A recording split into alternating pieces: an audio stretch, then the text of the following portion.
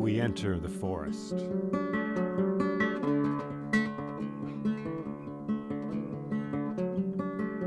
Where all things have their start.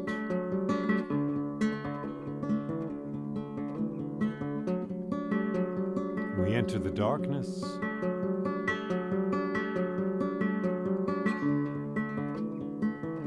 We enter the wild.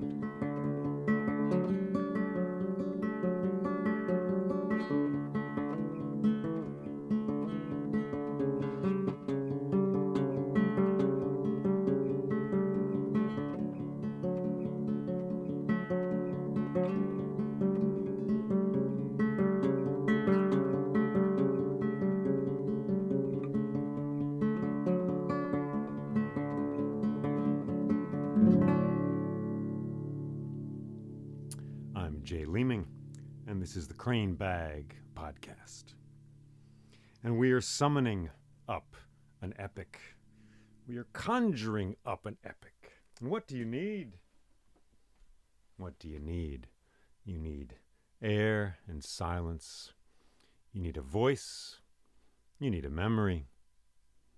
But it's all right here. Amazing, huh? How they can all live around us in the unseen, in a way. The stories live in the ground. They live where there are trees and stones. They live by certain trees, certain stones, certain rivers. That's where the story is.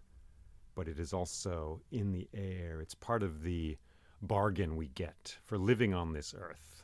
Human as we are, the earth being what it is, with rain and sun, wolves, ants, shells, spiny sea fish in the deep bottoms.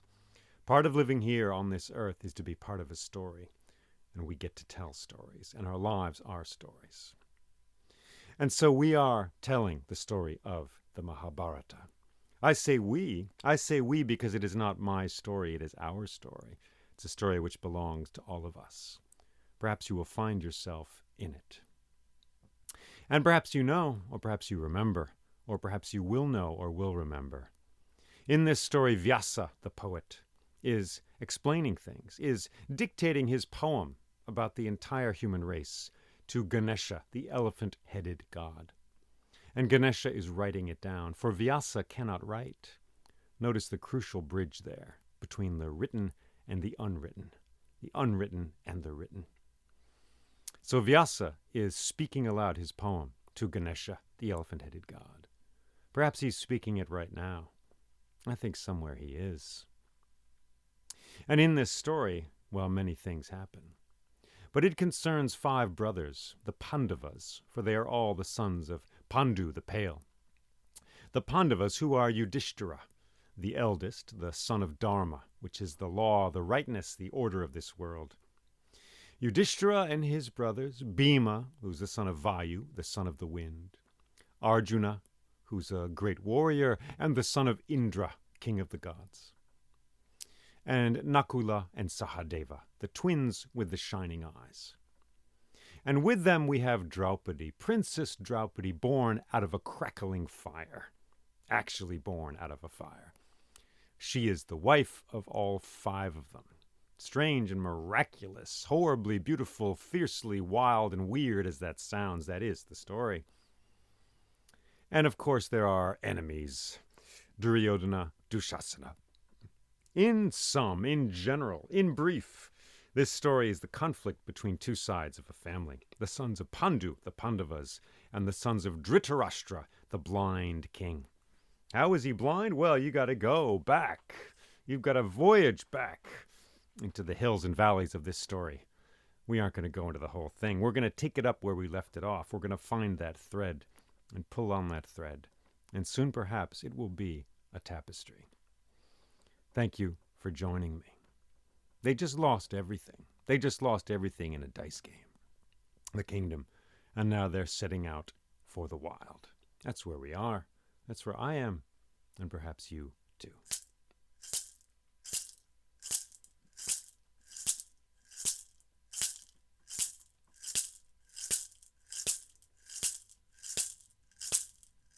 So the Pandavas left the palace by the northern gate, and they walked through the streets of the city of Hastinapura.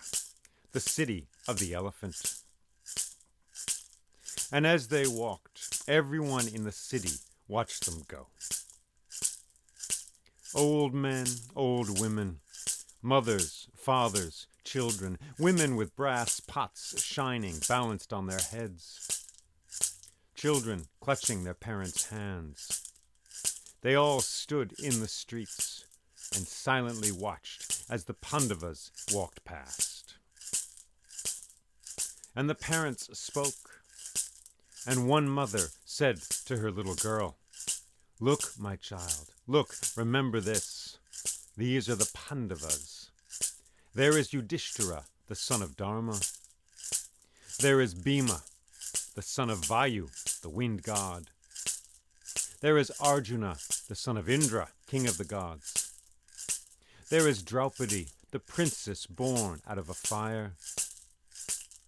And there are Nakula and Sahadeva, the twins with the shining eyes. Look closely. Remember this moment, for they are going into the wild, and we may never see them again."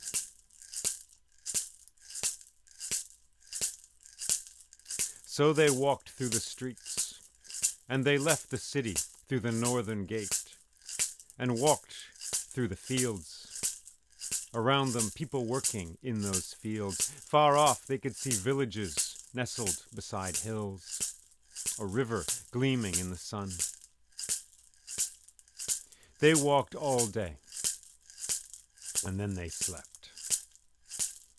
And the next day they walked as well, and once again there were villages far off. This went on for days. They went north, towards the edge of the kingdom of the Kurus. And after a while there were no more villages, and after a while there were only scattered huts here and there. And there were no more fields, but there was scrub and grasses, and then there were trees, and more trees. Here and there a hut where a solitary hunter eked out a living from the wilderness with his wife and his children. Draupadi would remember it later, would remember standing on a last hill and looking back at the last hut she would see. Its window illuminated by a fire inside, the smoke rising from its chimney. Warmth and light. The sun was going down. And then she turned, and she and her husbands walked on to the north. Well, after many days of walking, they came to a stone statue of Ganesha, the elephant-headed god. Ganesha, the remover of obstacles, obstacles without and obstacles within, obstacles outside in the world and obstacles within ourselves. And at the feet of this statue there were many marigolds, flowers laid there by travelers, and they all bowed down before this statue. And Yudhishthira took a flower from a branch and placed it at the feet of Ganesha, the elephant-headed god. The sun was nearing the horizon once again. They walked a little further, and they came to a great banyan tree. Huge, gigantic tree, towering up, its branches up into the sky. This tree was at the edge of a deep ravine, and on the other side of the ravine there was another large banyan tree. And in the air between, the roots of the two trees were mingled, woven, tangled together over many years to make a bridge.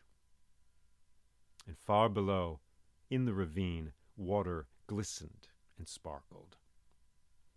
And Arjuna said, "This is it. This is the edge of the kingdom of the Kurus. Beyond lies only the wild." And Draupadi said, "How will we survive in the wilderness? What will we eat? How will we survive for 13 years in the wild?" And Yudhishthira said, "We must become more than we are." And he took a step out onto the bridge, and then another. And Bhima followed him, and then Arjuna, and then came Draupadi, and then Nakula and Sahadeva. The roots of the bridge creaking beneath them under their weight. Far down in the ravine, the water glistening. The sun going down, spreading its golden and its pink light over everything, into the branches of the trees, into the leaves. Birds, strange birds singing in those branches. The sunlight reflected on the rocks and in the water below them. And then they came to the other side.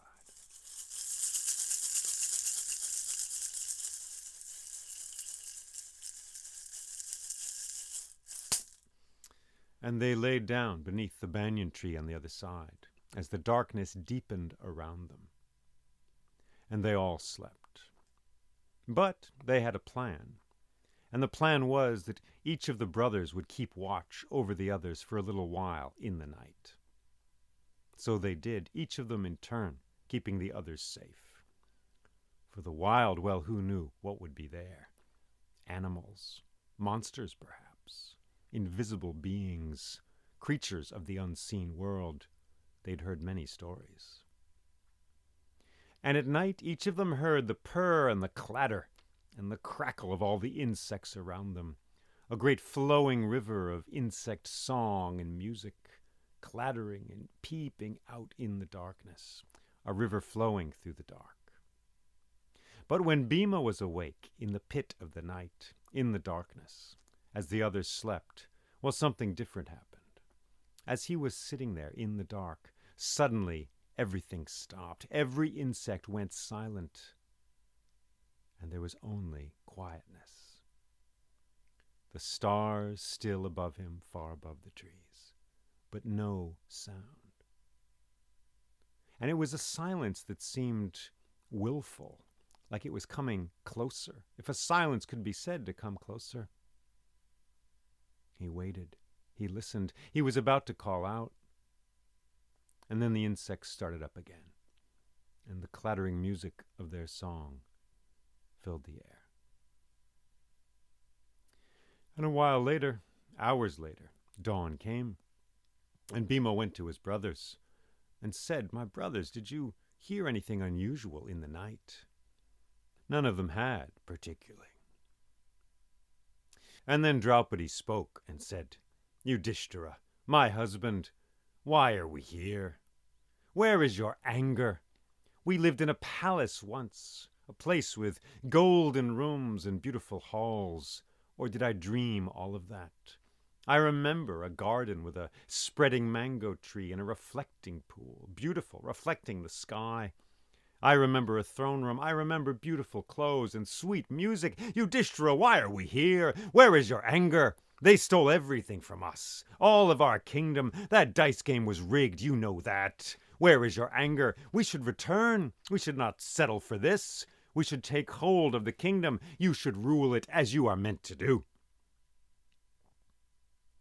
And Yudhishthira said, "I refuse anger. Anger leads to darkness, to death, to battle, to non-existence. I refuse anger. Contentment is true wealth. I will be content.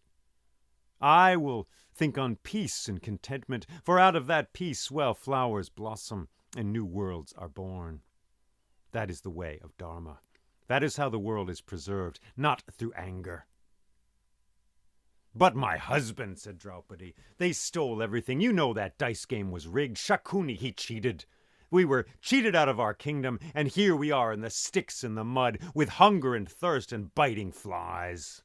Is this just destiny, something written down for us ages and ages ago? Or can we change things? I say we can. I say we can go back. We can change what will happen. We can take back our kingdom." And Bhima spoke up and said, "Draupadi, you speak the truth. My brother, Yudhishthira, she is right. They stole everything from us. Shakuni rigged that game. We should not be here in the mud and the sticks. We should be in the palace, ruling over that kingdom. You are wise, my brother. You are kind. You are generous. You are strong. These are good qualities. With them, you can make a splendid, glorious kingdom. That is what we should do, not settle for this. And what's more, why should we follow their rules? 13 years. Let it be 13 days. If they cheated, if they lied, so we can cheat as well. Why should we obey their rules? Let every day stand for a year. In just a little time, we will have been gone for 13 days. Let that be our agreement, and then we will return, and we will destroy them and take the kingdom which, you know, in your heart should be ours. That is what we should do, my brother. And Yudhishthira said, they cheated, it is true. They stole everything from us, it is true. But I have made a vow to be in the forest for 13 years. I will not break that vow, for to do so is to destroy Dharma, which holds the world up, which keeps all things together. When we break our word, when we break our agreements, death follows, the dissolution of all things, ash, quiet, emptiness, nothing. No, I will not break my vow, for by vows we preserve the world. I have said I will stay in the forest for 13 years, and so I shall. But my brother, said Bhima. But then as he was speaking, Nakula said, look, here comes, look, someone's coming. And they looked, and in the forest they saw a ragged man approaching, with a long beard and long hair. It looked like he'd been sleeping in the wild for a long time. And who was it? Well, it was me, Vyasa, the teller of this story. Yes, it was time for me to visit my characters, my heroes, my friends. And I walked through the forest to them, and Yudhishthira said, Vyasa, at last you have come. Yes, I have come, I said. Arjuna, the same. It is really you, Vyasa, the composer of this story, the writer of this poem, the one who puts these words in our mouths? Yes, it is I said. And Bhima said, tell me, Vyasa, do you know what will happen next? Do you know what's coming? I said, I'm not sure I do. And Draupadi burst out, but you're the composer of this poem. You don't know how it's going to end. You don't know what happens next. Well, a poem like this, a story like this, in some ways it's a thing I have made. In other ways it's a thing I simply carry, that breathes through me. Forces have been unleashed, and I can only let them go where they go. I'm not exactly sure what happens next. But I do know this. Arjuna, I have come to bring you a message. There is a path before you, a path that only you can walk. You must set out on this path. The time has come. Everything that is to follow depends on you taking this path, taking the first step. So do what you must do. And as for the rest of you, enjoy your time in the forest. Listen closely. See, pay attention to every detail. Learn all you can, for the forest is the start of all things. Goodbye, farewell. And so I turned and walked away from them into the forest. They watched me go. And then Arjuna said, goodbye. Goodbye, Yudhishthira. Goodbye, Bhima. Goodbye, Nakula and Sahadeva. Goodbye, Draupadi. You were leaving, said Bhima. Yes, said Arjuna. I must go. A great battle is coming, and I am destined to fight this battle. But to do so, I need celestial weapons, magical weapons that can only be given to us by the gods. So I will leave you now. I will travel north, far into the mountains that are at the roof of the world, into the snow and the desolate places. There, I will seek the gods. I will seek celestial weapons which I need to fight this battle. Goodbye.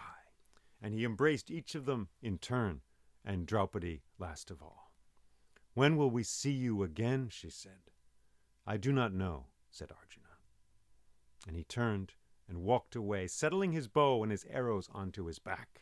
He walked away into the forest.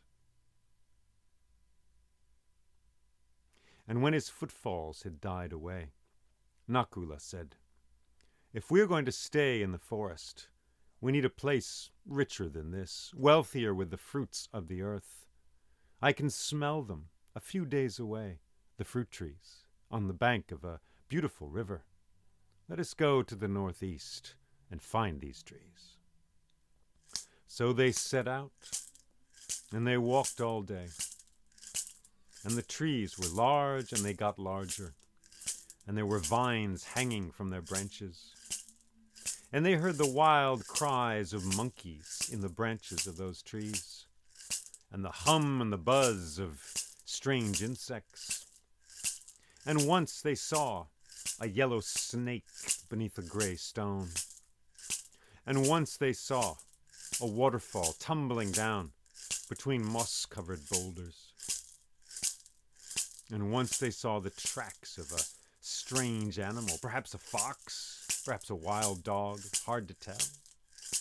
And always around them, they heard the buzz and the swarm and the clatter of insects and of birds. And at the end of that day, they made camp beside a large boulder covered in moss. And they all slept as darkness covered the world and as the moon shone down. And as before, each one of the brothers kept watch over the others as they slept. And always they heard the sound of the insects purring and clattering in the night. And they saw the moonlight shining down. But when Bhima was awake, when he was sitting there listening to the insect sounds and the forest sounds, seeing and hearing the breath of his brothers and of the princess Draupadi going in, going out, when it seemed to him almost that time itself had stopped, then there came a great quietness, a silence. No insect made a sound, no bird. Even the wind seemed to be still. "Who's there?" he said. "Who's there?" But no one answered. No cry came, no scuttling sound of paws or of feet. And then the insects started up again, and that clattering river of sound went spinning, twisting, traveling through the dark night. In the morning he spoke again to his brothers in the clear light of the day. "Did you hear anything strange in the night?" None of them had. And Bhima said, "I think we are being followed."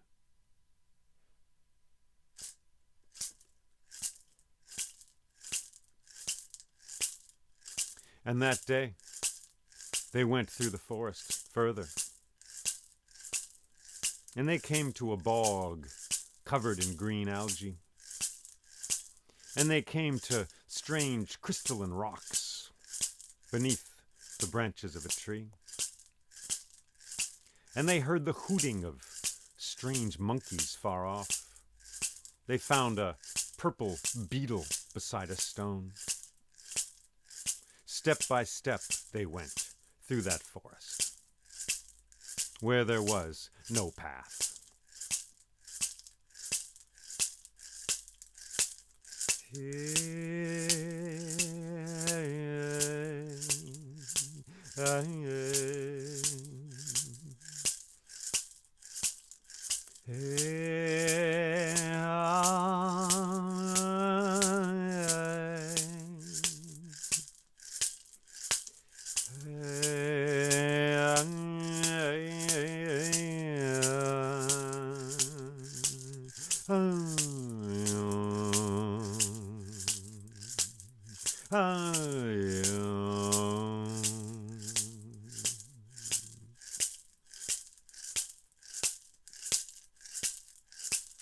So they walked all day.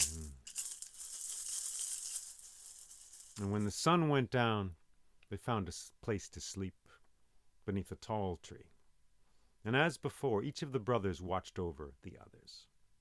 And as before, when Bhima was awake in the night, in the dark, with the moon sliding its light down out of the sky to fall onto the leaves and the roots and the stones, suddenly there came a great silence, and every insect stopped singing, and the few birds as well. And there was only darkness and stillness and quiet. "Who's there?" he said. "Who's there?" And a voice said, "Hello, beautiful man. Hello, beautiful man." "Who are you?" said Bhima. "Show yourself." "Oh, no trouble, beautiful man. Look, you have nothing to fear." And into the moonlight stepped a beautiful woman, with dark hair flowing down to her waist. And Bhima said, "Who are you? Are you following us?" And she said, "Following you? Well, I've found you here. I am a Rakshasa, a hideous monster of the night." "You do not look hideous," Bhima said. "Not at all." "Well, I have many forms," she said. "Many different forms. I have come to warn you, because this part of the forest, well, it is claimed by my brother, who is also a Rakshasa. But he is a little more monstrous than I am, a little more mean, I should say. He devours anyone who comes through this forest. Even Brahmins he has killed here in this forest. Truly, well, he goes a little far. Truly, he dominates this forest, and I wish it were not so, but so it is. So I have come to warn you. I say, leave. Here, you can jump on my back, you and all your brothers, and the Princess Draupadi as well, and we will fly away." "Fly?" said Bhima. "Yes, I have many forms, like I said. I can whisk you away from this place, and you will be safe. Because you are lovely, because you are a beautiful man, and I can smell that you have a good heart." And Bhima said, "That is very kind of you, but I'm a strong man, I have to say. I don't think I have anything to fear from a Rakshasa, this creature of the night." "Well," she said, "I can see that you're strong. I see that you are lovely and you are powerful, but my brother, he is a mean monster. I'm telling you, he has devoured many people. I don't think you can stand up to him." "I think I can," said Bhima. And then suddenly, boom, there was a big step far off. "What is that?" said Bhima. "That is my brother. He is coming." And then, boom, another step, and dust seemed to fly up, and all the birds and insects of the night flew scattering away from their nests far off into the dark, and a great wind started up. "My brother is coming. I am telling you, wake up your brothers and your princess. Get them all onto my back, and let's fly away, and you will be safe." "No," said Bhima. "I can withstand this being, this monster." And suddenly the air shivered and whistled, and something came through the night.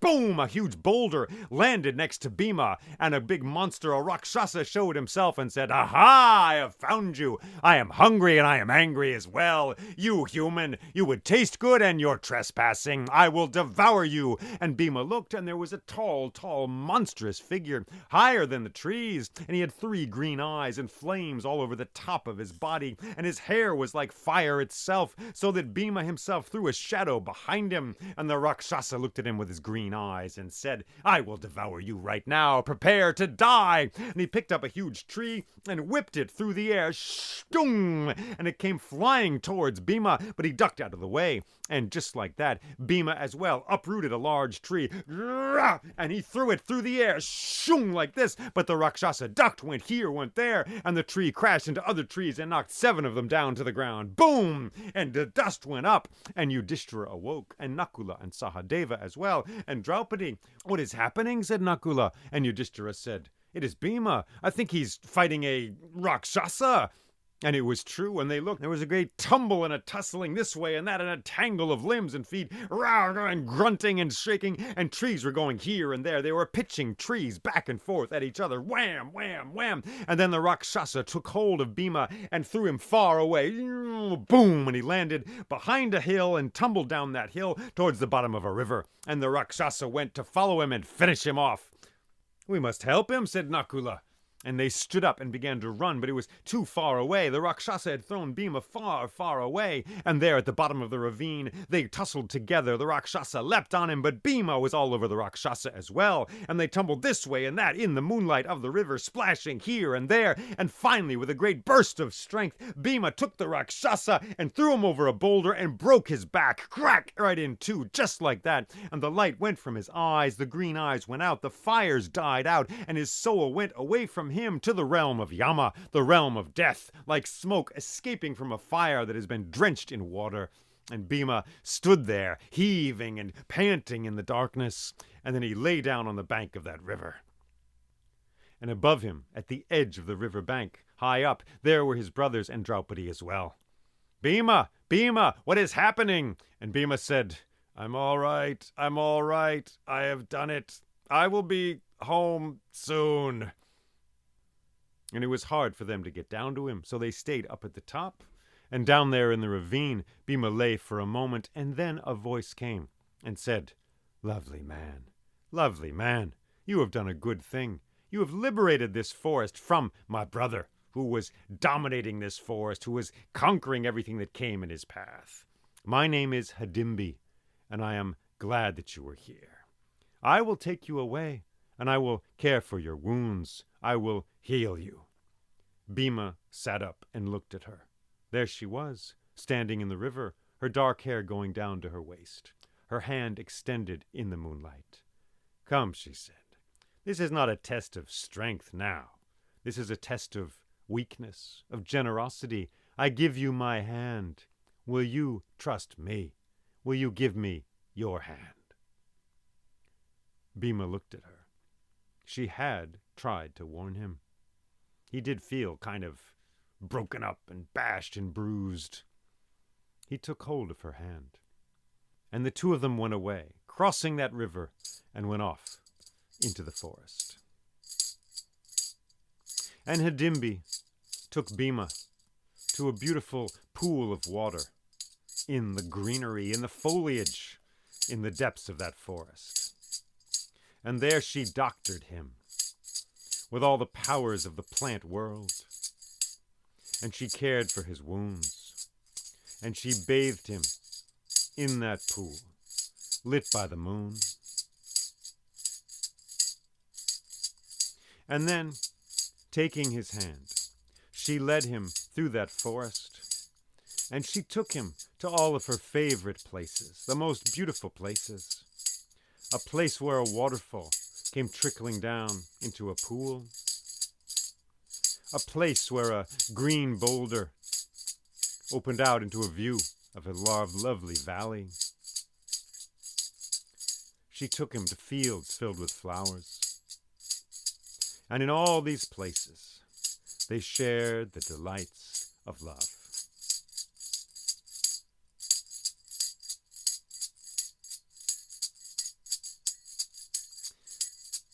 And so they spent much of the night together.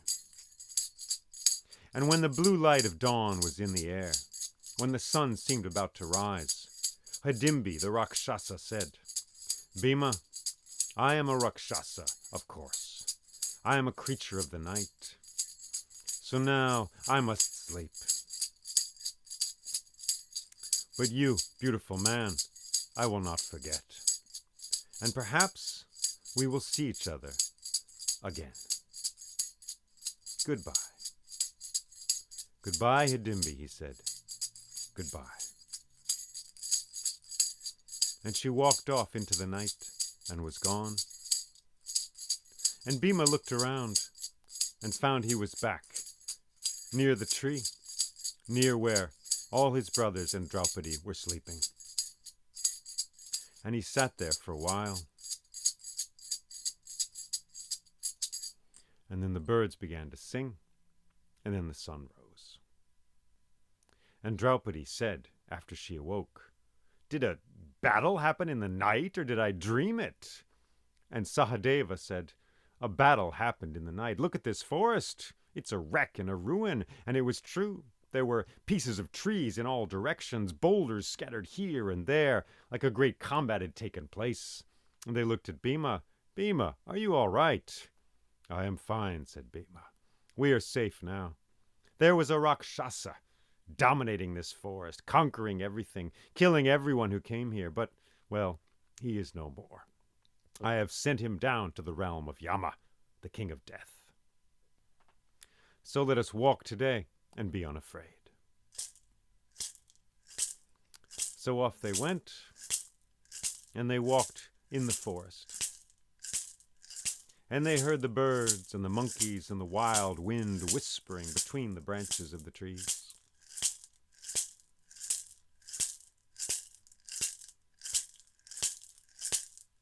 And soon, just as Nakula had said, they came to a beautiful grove of fruit trees beside a flowing river. And they ate the fruit of those trees and enjoyed the sweetness on their tongues. Beautiful things, mangoes and figs, lemons as well. And they enjoyed the fruits of the earth. And that night they slept, content, beneath the branches of the fruit trees, with the stars high in the sky. But as before, they each stayed awake for part of the night, watching over the others. And when Bhima was awake in the pit of the night, with the moon shining down and the river flowing beside him, once again he heard that great silence, and once again the insects stopped singing, and there was only quiet. "Hadimbi," he said. "Hadimbi, my dear, is that you?" And a voice said, "Father, Father, I have come." "Father, what do you mean? Who are you? Show yourself."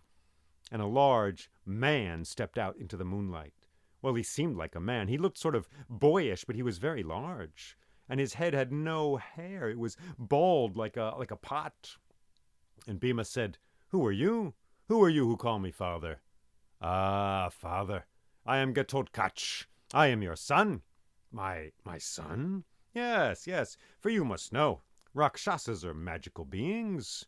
And Hadimbi, well, she has conceived and given birth in a single day.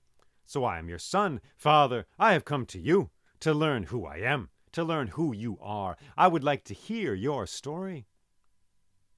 "Well, come, my son, my son. Come, sit down here."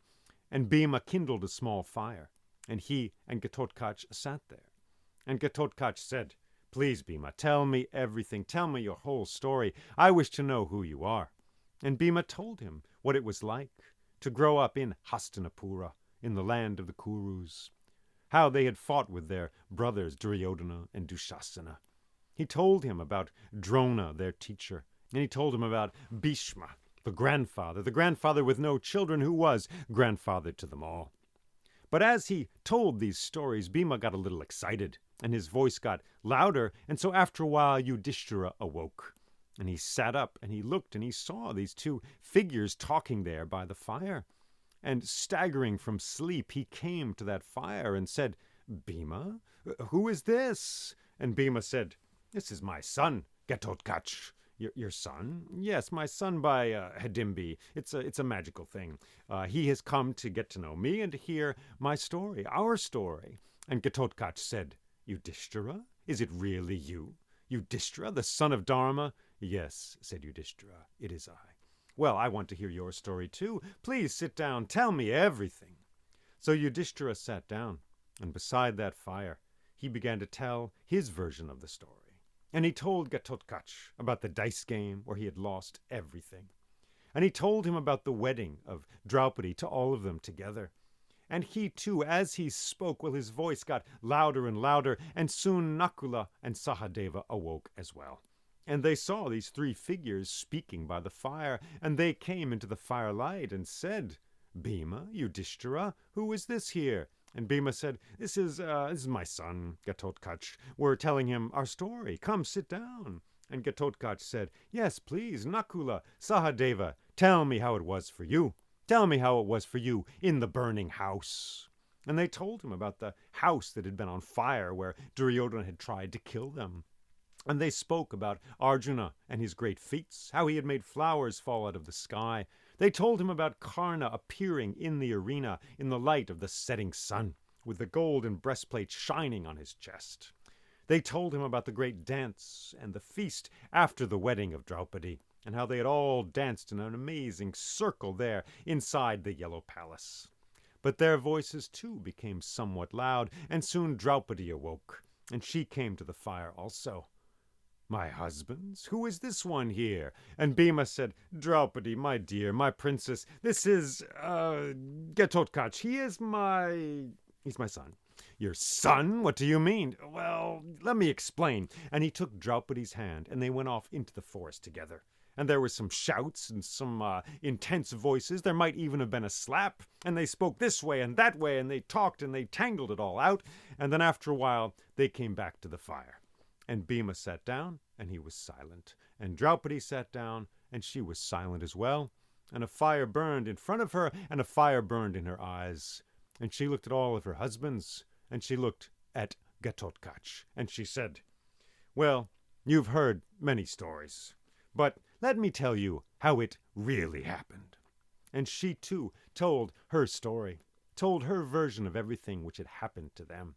how it was to stand in that arena, holding the garland of white flowers in her hands, to walk down and place it around the head of Arjuna.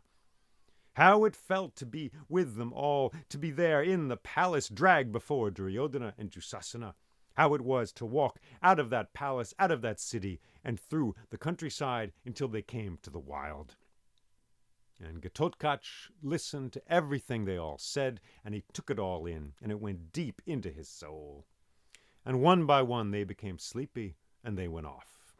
Yudhishthira went off, and he lay down to sleep, then Nakula, then Sahadeva, finally Draupadi as well. And then there was only Ghatotkach there and Bhima, and the blue light of dawn was filling the sky. And Ghatotkach said, "Bhima, my father, now I must go, for I am a Rakshasa, a creature of the night. That is when my power is greatest. But I am half human, and you are my father. So, though I must live forever in the wild, if you ever need me, if you, or your brothers, or your dear Princess Draupadi are ever in danger, simply call my name, and I will come, and I will help you in any way that I can." "Thank you, my son," said Bhima. "But please, just this once, may I see your monstrous form?" "My monstrous form," said Ghatotkach. "Well, I suppose. All right, Rakshasas that we are, we can take many forms. Are you prepared?" "I'm prepared," said Bhima. "All right, here goes." Bang! And suddenly he was like 30 feet tall, higher than the trees. And he too had 3 green eyes, and there were fires sprouting on his shoulders and in his hair. And he said, "Roar!" And all the birds went screaming away from their nests, and the dust flew up, and a great wind seemed to come off of his body. And he was green, and he was powerful, and he was beautiful also. And he said, "Rabba-ga!" And the stars seemed to shiver for a moment as if they'd wobble and fall to the ground and crack into 1,000 pieces. And Bhima said, "My son, you are large." "Yes, father, I am large. Ha, ha, ha." And then, boom, he shivered back down to his human form, or almost human form. And there he was, like a large young boy, a boy as big as a man, with a bald head. And he stood before Bhima and said, "That is my monstrous form, father. And if you ever need me, I will come, and I will help you. Remember, I love you. Goodbye." And Ghatotkach turned and walked away into the forest as the birds began to sing, and a moment later the sun came up. And that day they walked deeper into the forest.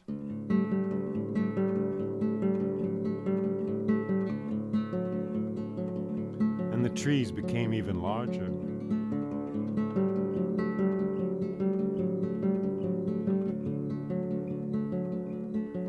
And after a while, they heard some singing on the wind, some chanting of old mysterious words. And then they smelled smoke.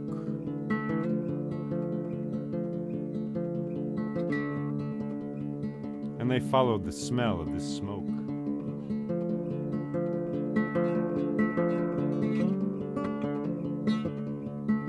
And they came to a spot in the forest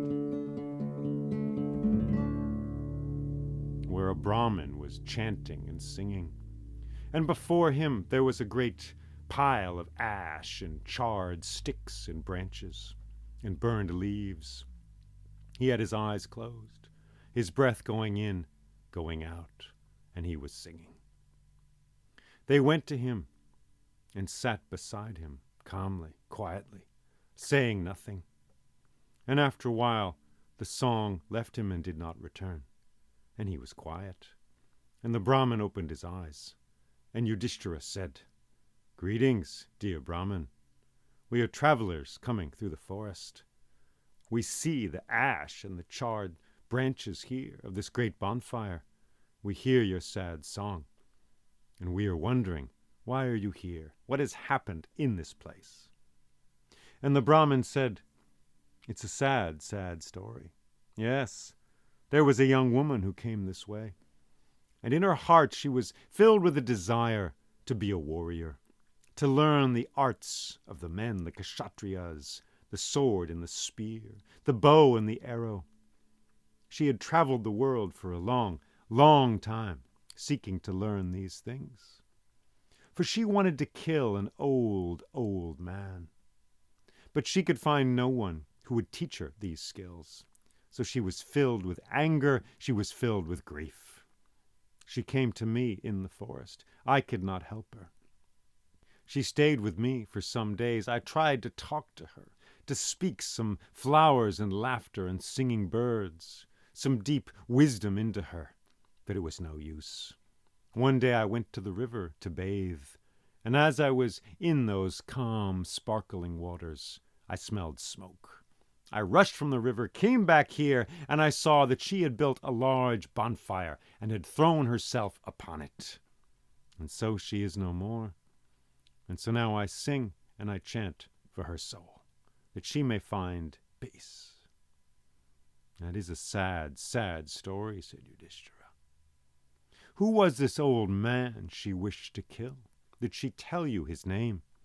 Yes, said the Brahmin, someone named Bhishma. But I think this man, whoever he is, he is safe now, for this woman is no more. And Draupadi said, no, I think Bhishma is not safe. I don't think he will ever be safe. Death is not the end. There are things stronger than death. Desire is stronger than death. How do you know this? Said Bhima. And Draupadi looked at her 5 husbands and remembered in her past life, sitting on the top of a mountain, meditating for days, days after days, and how Shiva had come and granted her her wish, which was to have a husband with many beautiful, virtuous qualities. And how Shiva had given her not 1 husband, but 5. So for a moment she heard again the whistling wind at the top of that mountain, and she heard Shiva's voice and felt the burning of his 3rd eye. And then the visions scattered away like a flock of crows. And she looked, and she was in the forest, and there was Yudhishthira and Bhima and Nakula and Sahadeva. And she remembered Arjuna in her heart as well. She looked at them with their shining eyes there in the forest, beside the great pile of ash and burned sticks. And she said, I know.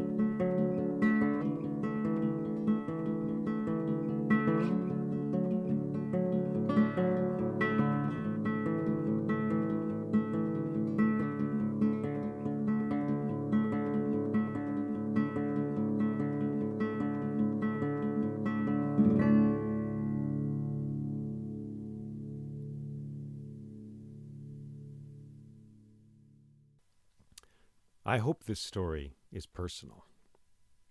I hope you find yourself in it in some way. Well, there are many stories. Maybe this isn't exactly the one for you. Maybe it is. They're like maps. We have these atlases of the world. Sometimes we are in Iceland, sometimes we're in Indonesia.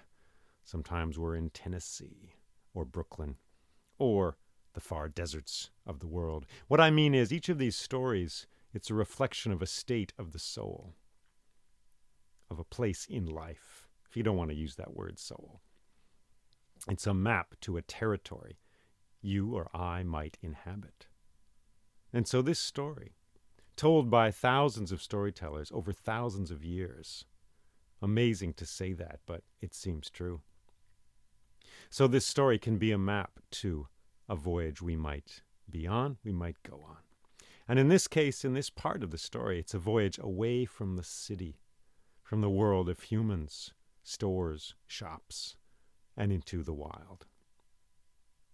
It's a voyage away from the ATM machine, the website, your phone, your car, my phone, away from the keys and the doors with locks on them, into the place where the wind whispers and the trees speak in their way. Thanks for joining me. Let's go into this story a bit.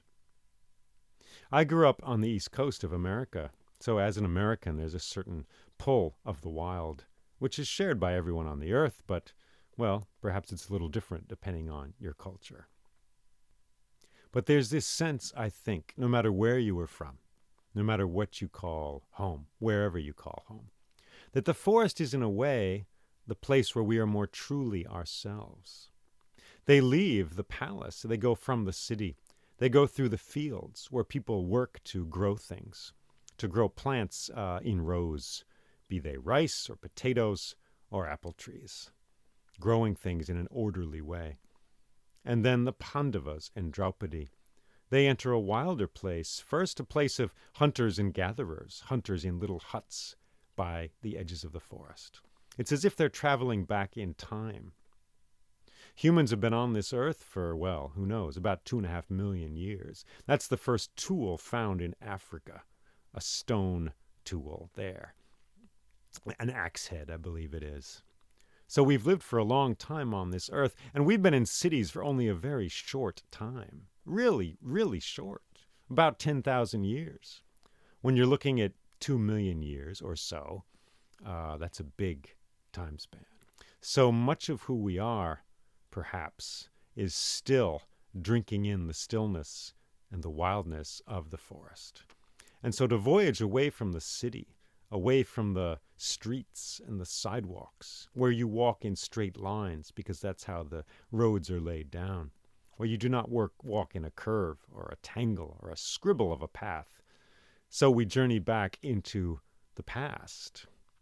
But again, that is sort of a modern idea. It is not always the past. It is right there. The jungles of the Amazon are there. The forest is there. My backyard is there with moss in it and, in my case, cherry trees and a compost bin. The wild does not draw these lines, though we do.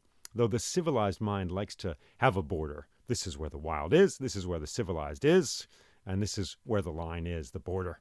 But the wild doesn't work that way. It simply is.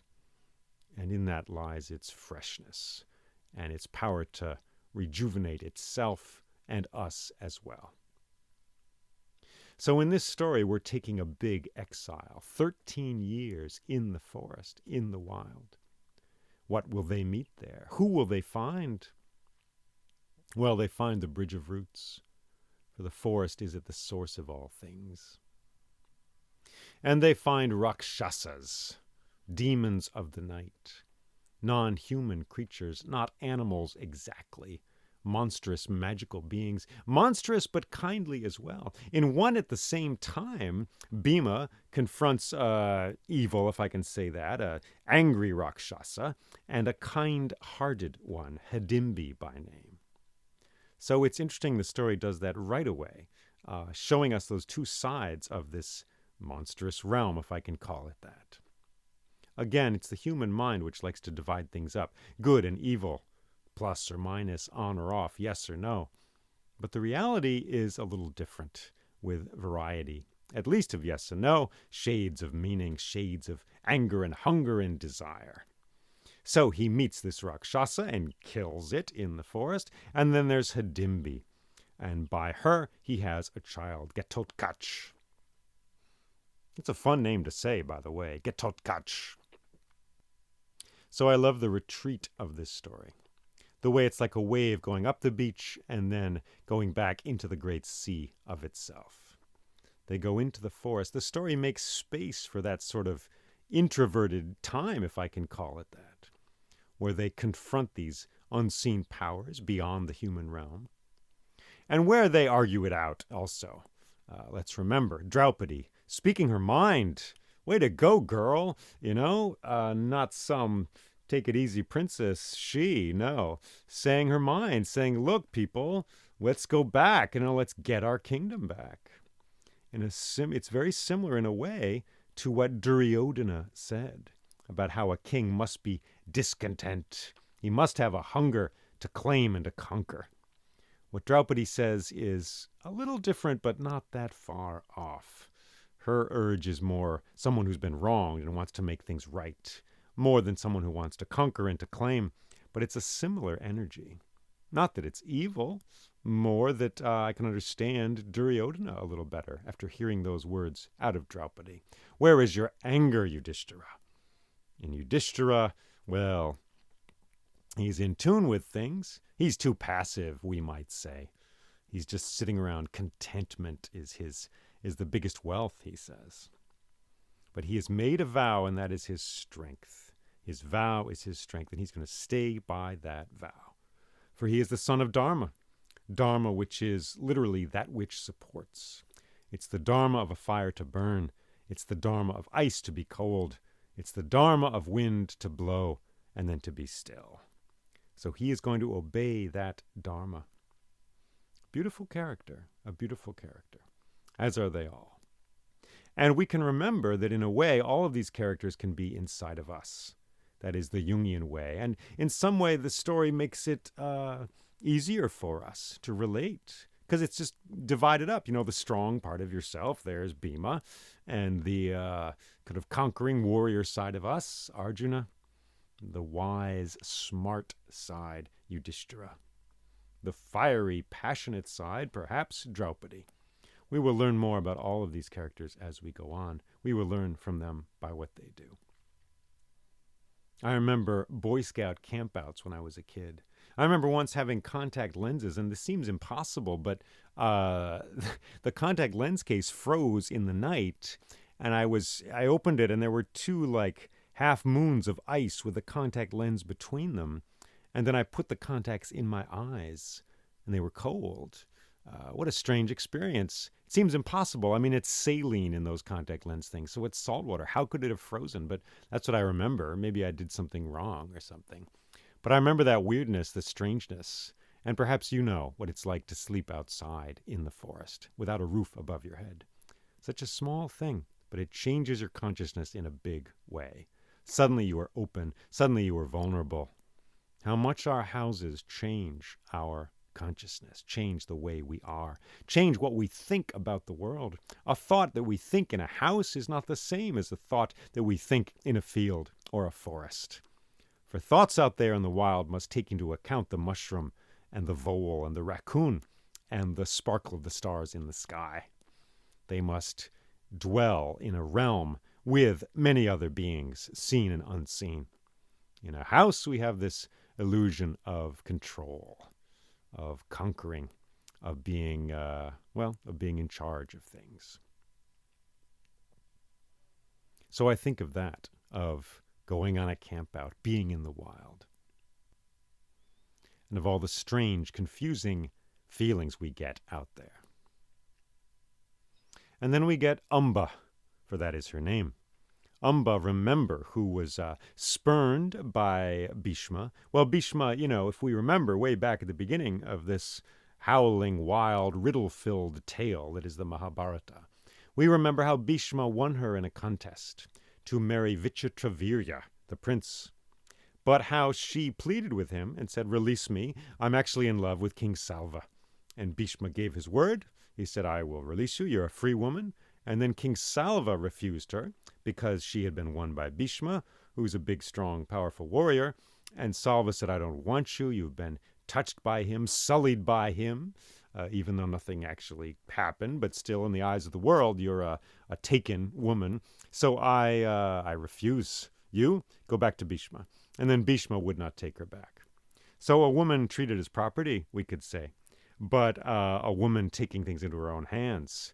Screw you guys, I'm going to learn how to kill you, Bhishma. Bhishma, who is given the power to choose his own death. And she is going to kill him nevertheless. It seems like an impossible task. And the story has not forgotten her. She is humming beneath it like an underground river, nourishing the trees of the events of this story which happen. She has killed herself in the forest. But perhaps desire is stronger than death. as Draupadi knows well. And the ash and the smoke from that fire goes up into this story and drifts above our heads, even as we go deeper into the forest.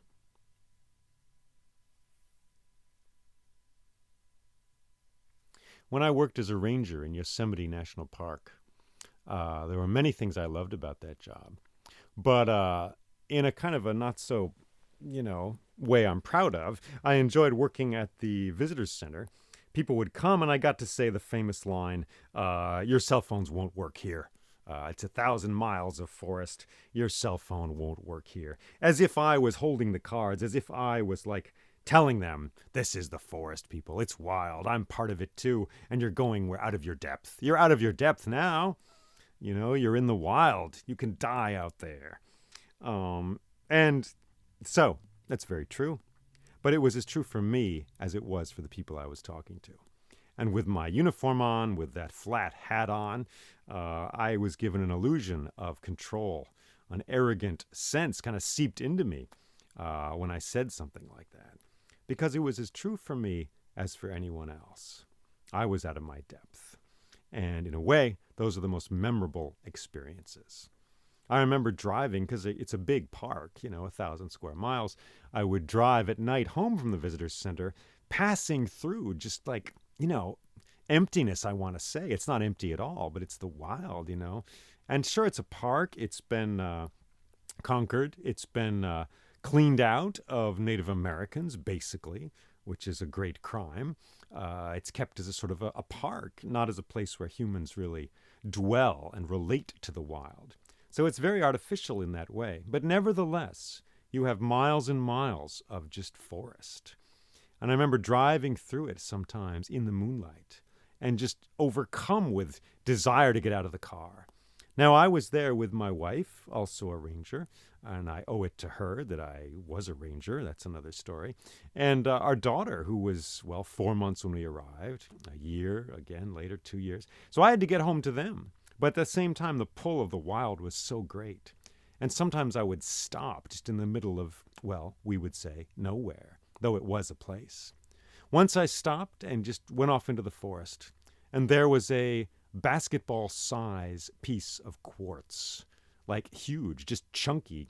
It looked like it had rolled out of an outcrop somewhere. I was on a slope surrounded by evergreens, I forget, lodgepole maybe, and this was just there. I could see no rocks around me. It had just come tumbling off of some outcrop somewhere. Another time, it was in the moonlight, and I was passing this big granite dome. I don't even know if it had a name. There's just a ton of these domes in Yosemite. And I just stopped the car and scampered right up. The stone as smooth as though it were poured concrete, smoother even. And there were slabs of rock up there, big ones 3 feet thick. And you could see the patterns in them. You could see where this big chunk, we're talking, a piece of stone 3 feet thick, more or less flat, and maybe 10 or 15 feet across. Just a gigantic thing. It would take bulldozers to move it. And I could see how it had slid over the years down this outcrop, slowly, over the smooth stone. Because there were certain lines in it which matched up with the stone beneath it, but just, 20 feet away. And the moon was bright, and my shadow was crisp on the granite. And I breathed that air, and I saw the stars so close, up at 9,000 feet or so. And there's the Andromeda Galaxy, 2.5 million light years away, a white, fuzzy smudge in the sky. Beautiful. And silence around me. So we tell these stories, and we bring ourselves to them. And so, may I bring some of that wild, that wilderness to you, and may you bring your own wilderness as well. May we meet there, in the grasses. May we sit in a circle and chant this story up to the cornflower moon. Thank you for listening to this story. There is more to come. And yes, I'm Jay Leeming, and there's more stories on my website, which is jayleeming.com, JAYLEEMING.com. And if you are able to support this podcast, please do so. Wow, it totally helps. It totally helps. I mean, Years ago, I was working in a food co-op, not a bad job, and writing poetry on the side. Now, I make my living, I'm going to say that phrase because it's true, I make my living telling stories to school children in theaters and through this podcast and through every other way I can manage. So it's because of the Patreon supporters, in part, that I have the freedom to explore long stories like this. And I thank you for that. If you're able to join those folks, please do so. It helps to get these stories out into the world where they can do some good.